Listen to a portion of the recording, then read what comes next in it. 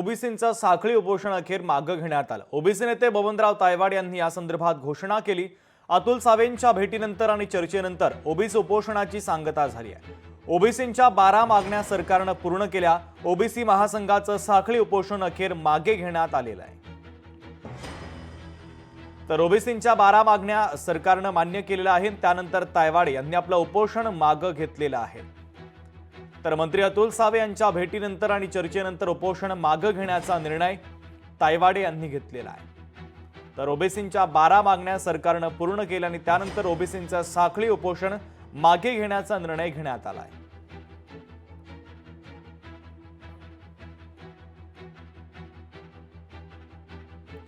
तर महत्त्वाची आणि मोठी बातमी आपण पाहतोय। ओबीसी नेते बबनराव तायवाड यांनी उपोषण मागे घेण्याची घोषणा केलेली आहे। ओबीसींच्या 12 मागण्या सरकारकडून पूर्ण करण्यात आल्या आणि त्यानंतर तायवाडे यांनी आपलं उपोषण मागे घेतलेलं आहे। आणि या संदर्भात अधिक चर्चा करण्यासाठी ओबीसी नेते बबनराव तायवाडे आपल्याशी थेट जोडले जात आहेत।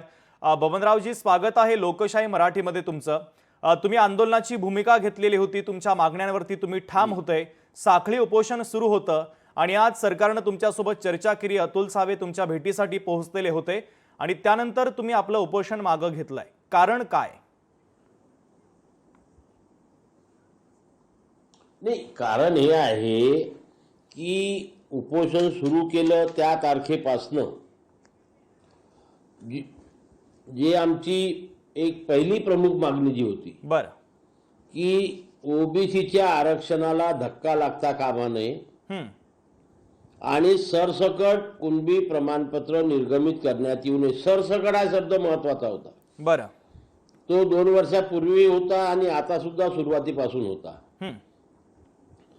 आणि आता काल 2 तारखेला जो सरकारने शासन निर्णय काढला हो, आणि ज्याच्यामुळे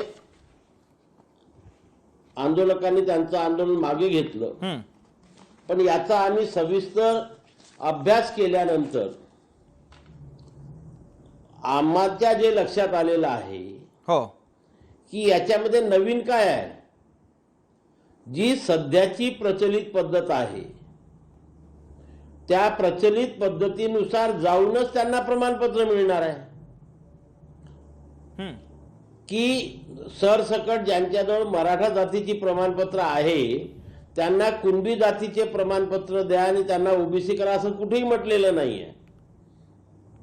आजही प्रचलित पद्धत काय आहे की वडील, आजोबा, पंजोबा, खापर पंजोबा हो, या वंशावळीतील नातेसंबंधामध्ये जर कुणाकडे कुणबी, मराठा कुणबी किंवा कुणबी मराठा अशा प्रकारचं जात प्रमाणपत्र असेल तर ती व्यक्ती तशा प्रकारचं प्रतिज्ञापत्र देऊन आपल्या इतर म्हणजे वडिलोपार्जित पद्धतीने येणाऱ्या इतर नातेवाईकांच्या प्रमाणपत्राची मागणी करू शकतो। बरं,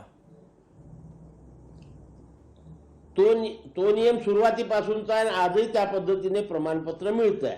हो, अगदी। मात्र बबनरावजी, जो मराठ्यांच्या संदर्भात सरकारने अगदी बोला बोला ना। नाही, तुम्ही बोलत होते हो की यामध्ये सुद्धा काय म्हटलेलं आहे हो, की ज्या व्यक्तीला प्रमाणपत्र पाहिजे असेल अशा एक स्थानिक चौकशी दिलेली आहे हो, आणि संबंधित जातीचा दावा करणाऱ्या, हे बघा शेवटचा जो शासन निर्णय आहे हो, त्यातील मी शब्द वाचतो की संबंधित जातीचा दावा करणाऱ्या व्यक्तीचे म्हणजे ज्या मराठा व्यक्तीला मराठा कुणबी किंवा कुणबी मराठ्याचं प्रमाणपत्र पाहिजे त्या व्यक्तीचे गावातील, कुळातील, नातेसंबंधातील व्यक्तींना कुणबी जातीचे प्रमाणपत्र मिळाले असल्यास म्हणजे त्यांच्या वंशावळीतील कुठल्या तरी नातेवाईकाकडे जर कुणबी जातीचं प्रमाणपत्र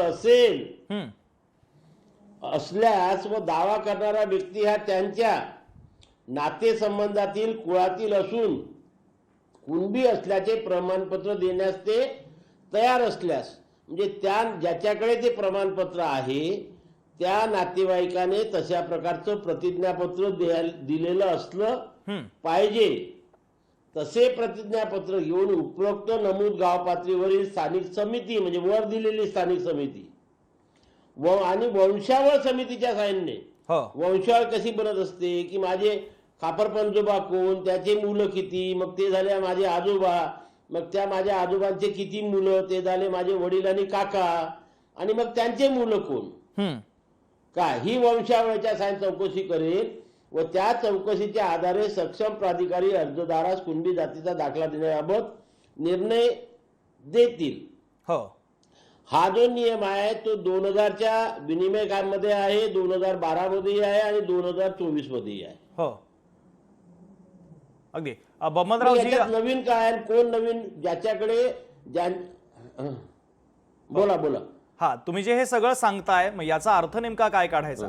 सरकारनं आधीचा GR जरांगे पाटलांना सुपूर्द केला का आणि जरांगे पाटलांचं समाधान नेमकं कसं झालं? सरकारनं जरांगे पाटलांच्या अर्थातच मराठ्यांच्या तोंडाला पानं पुसली आहेत का?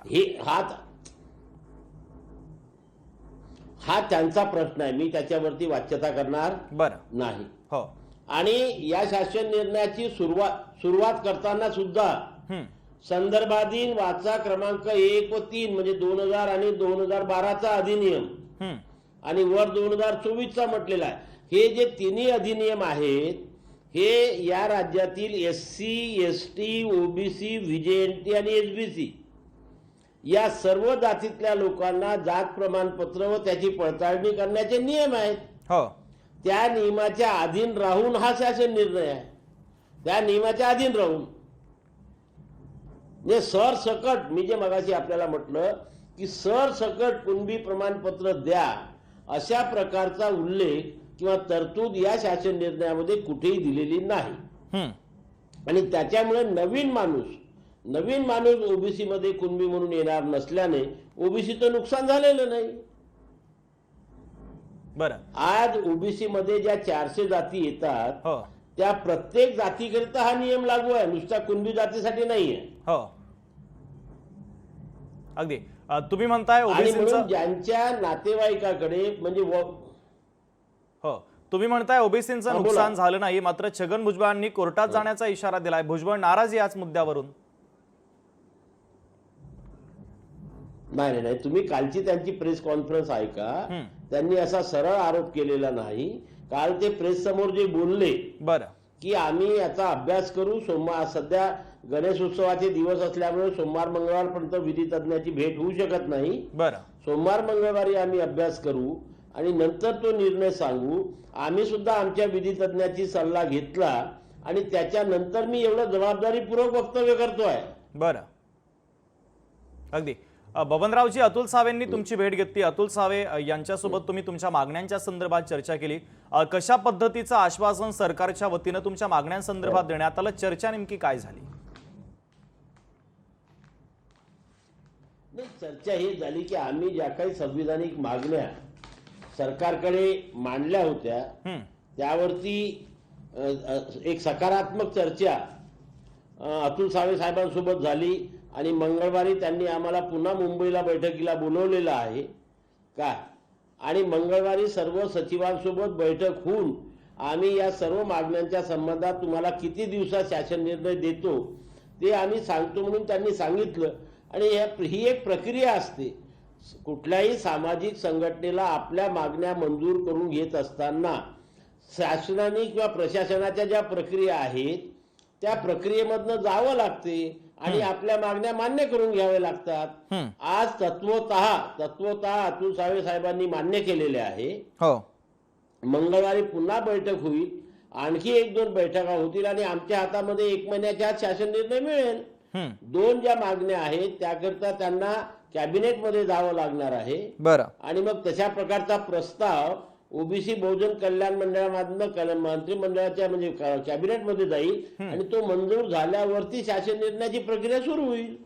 पण सर्वच मागण्याबद्दल सरकार सकारात्मक आहे अशा प्रकारचं अतुल सावेंनी आपल्या सर्व मीडिया समोर सांगितलेलं आहे. लपून छपून नाही येते. हो तर बबनरावजी सरसगट कुणबी प्रमाणपत्र देऊ नका ही ओबीसींची अर्थातच भूमिका आहे. दुसरीकडे जरांगे पाटील असं म्हणतात की सरसगट कुणबी प्रमाणपत्र घेतल्याशिवाय मी मागे हटणार नाही. राजकीय नेत्यांना लोकप्रतिनिधींना फिरू देणार नाही असा इशारा देखील त्यांनी एका बाजूला दिलाय. नाही तो त्यांचा प्रश्न आहे, काय इशारा द्यायचा, काय मागणी करून घ्यायची काय नाही. काय तो प्रत्येक आंदोलनकर्त्यांना कसल्या प्रकारची भूमिका घ्यायची तो त्यांचा प्रश्न असते. मी त्याच्यावर कुठल्याही प्रकारची वाच्यता करणार नाही. बरं. आम्हाला आमच्या मागण्या मंजूर करून घेताना आम्हाला कोणती प्रक्रिया अवलंबायची ते आम्ही करत असतो आणि आम्ही आमच्या मागण्या सरकारकडून पूर्ण करून घेण्यात यशस्वी होत असतो. काय नेमक्या आणि मागण्या? त्याच्यामुळे ओबीसी महासंघाच्या स्थापनेपासनं हो आतापर्यंत आम्ही 58 GR शासनाकडनं काढून घेतलेल्या आहेत. हो. तुमच्या ज्या 12 मागण्या होत्या त्या सरकारने मान्य करण्याचं ठरवलेलं आहे, तुम्हाला आश्वासन देखील दिलं. त्यातील प्रमुख मागण्या नेमक्या कोणत्या होत्या? नाही त्याच्यामध्ये बघा की जसं पहिली मागणी मी तुम्हाला सांगितलं की आमचं कुठेही नुकसान झालेलं नाही आणि सरसकट मराठा समाजाला कुणबी प्रमाणपत्र देण्याची कुठली तरतूद या शासन निर्णयामध्ये नाही. दुसरी मागणी होती की अतिवृष्टीमुळे पिकांचे नुकसान झालेल्या शेतकऱ्यांना त्वरित नुकसान भरपाई द्या. त्यांनी सांगितलं की आता कॅबिनेटमध्ये निर्णय होणार आहे आणि ती मागणी सुद्धा लवकरात लवकर मान्य करण्यात येणार आहे. ज्याप्रमाणे मुलींना 100% व्यावसायिक अभ्यासक्रमामध्ये शिष्यवृत्ती दिली जाते त्याचप्रमाणे मुलांना सुद्धा व्यावसायिक अभ्यासक्रमात 100% शिष्यवृत्ती द्यावी ही मागणी होती. याकरिता सुद्धा त्यांनी आम्हाला सांगितलेली की कॅबिनेट नोट तयार झालेली आहे आणि कॅबिनेटमध्ये मंजुरी होऊन ती सुद्धा योजना लागू करण्याचा सरकारचा मानस आहे. परदेशामध्ये शिक्षणाकरता 75 विद्यार्थ्यांची मर्यादा आहे ती 200 करण्यात यावी ही आमची मागणी आहे. की त्यांनी सांगितलं या संबंधात सुद्धा नोट तयार होऊन ती फायनान्स कडे आमची गेलेली आहे. फायनान्स कडून लवकरच त्याला मान्यता मिळेल. माडा व सिडको मध्ये आरक्षण देण्याबाबत आमची मागणी आहे त्याबाबत गृहमंत्री काय म्हणतात त्याला या मंत्र्यासोबत चर्चा करून ते सुद्धा मागणी मार्गी लावू हे त्यांनी आम्हाला सांगितलेलं आहे. त्याच्यानंतर नागपूरला 2 वसतिगृह उच्च शिक्षण खात्याच्या अंतर्गत आहे. तिथे ते ओबीसी कल्याण विभागाला घेऊन ओबीसीचे वसतिगृह त्या ठिकाणी सुरू करावे. त्यांनी सांगितले कालच आमची चंद्रकांत दादा पाटलांशी चर्चा झाली आणि त्यांनी तशा प्रकारचा प्रस्ताव मागितलेला आहे. आर्थिक विकास महामंडळाला ॲडव्होकेट जनार्दन पाटील ओबीसी आर्थिक विकास मंडळ असे नाव द्यावे ती सुद्धा मागणी त्यांनी तत्वता मान्य करून सरकारची मान्यता लवकर घेतल्या जाईल सांगितलं. प्रत्येक शहर व तालुका स्तरावर सुसज्ज ग्रंथालय व वाचनालय सुरू करण्यात यावे. त्यांनी सांगितले की सध्या आम्ही जिल्हा स्तरावरती मान्य करतो आहे आणि त्याच्यानंतर मग आपण तालुका स्तरावरती जाईल. तर सर्व जिल्ह्यामध्ये लवकरच अशा प्रकारचे ग्रंथालय सुरू करण्यात येतील आणि तशा प्रकारचा शासन निर्णय आम्ही तुम्हाला लवकर देऊ अशा प्रकारच्या मागण्या त्यांच्या संबंध केल्या. अगदीच.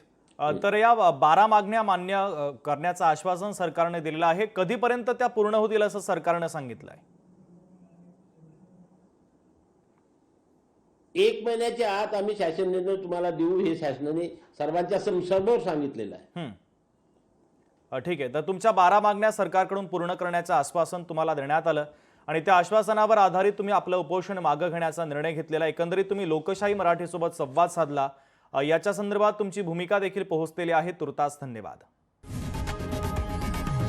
लोकशाही मराठी ऐका, पहा, जागरूक रहा.